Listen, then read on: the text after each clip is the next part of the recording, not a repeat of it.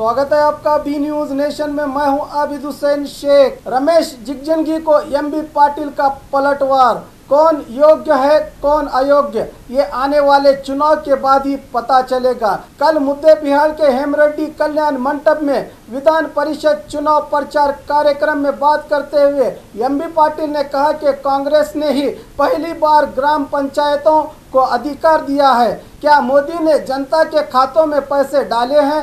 मैंने तालुका के सभी तालाबों को भरवाया है, पर इसका श्रेय बीजेपी ले रही है, कहा एमबी पाटिल ने। अपने भाई और कांग्रेस अभ्यर्थी सुनील गौड़ा की जीत का विश्वास जताया। इस प्रचार सभा में नाडगौड़ा सहित कई ग्राम तालुका जिला पंचायत सदस्य उपस्थित थे।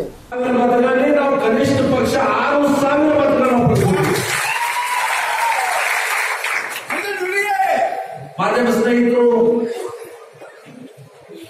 ನಂಬುದಬೇಕಾಗಿ ನಾವು ಯಾವಾಗಲೂ ಹೇಳಿದಾಗ ಬಹಳ ಗಂಭೀರವಾಗಿ ಹೇಳಿರ್ತೀವಿ. ನಾನು ಮತಕ್ಷೇತ್ರದಲ್ಲಿ ಹೇಳ್ತಿದ್ರು ನರೇಂದ್ರ ಮೋದಿ ಅವರು ತಂದು ನಾವು ಪ್ರಚಾರ ಮಾಡ್ತೀವಿ. ಸಾರವಾಡ ತಗೊಂಡು ನರೇಂದ್ರ ಮೋದಿ ಅವರು ಪ್ರಚಾರ ಮಾಡಿದ್ರು.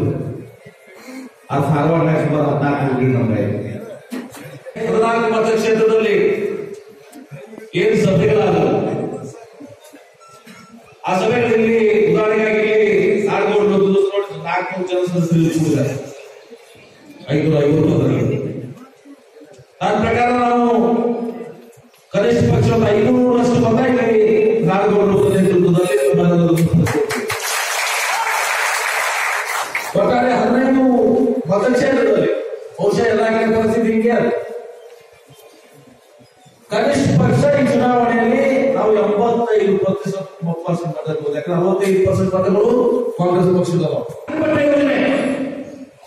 ಮುಖ್ಯಮಂತ್ರಿಗಳಂತ ಮುಖ್ಯಮಂತ್ರಿ ಸಿದ್ದರಾಮಯ್ಯ ಅವರು ನಾವು ಮಾಡಿ ಅವರ ಭಾಗಕ್ಕೆ ನೀರಾವರಿ ಆಗಬೇಕು.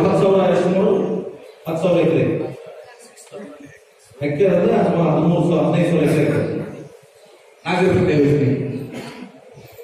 ಪೀನಾಪುರ ಭೂಮಿಯ ಯೋಜನೆ ಸುಮಾರು 3.8 ಟಿಎಂಸಿ ಕೊಟ್ಟರು. ನಾವು ಪ್ರಾರಂಭ ಮಾಡಿದ್ರು ನಾವು.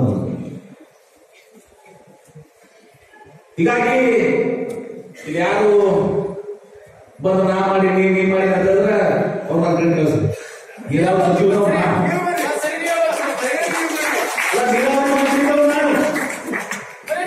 ಮುಖ್ಯಮಂತ್ರಿ ಆಗಿರೋ ಸಿದ್ದರಾಮಯ್ಯ ಅವರು, ಅದು ಶಾಸಕರಾಗಿರೋ ನಾಡಗೌಡರು.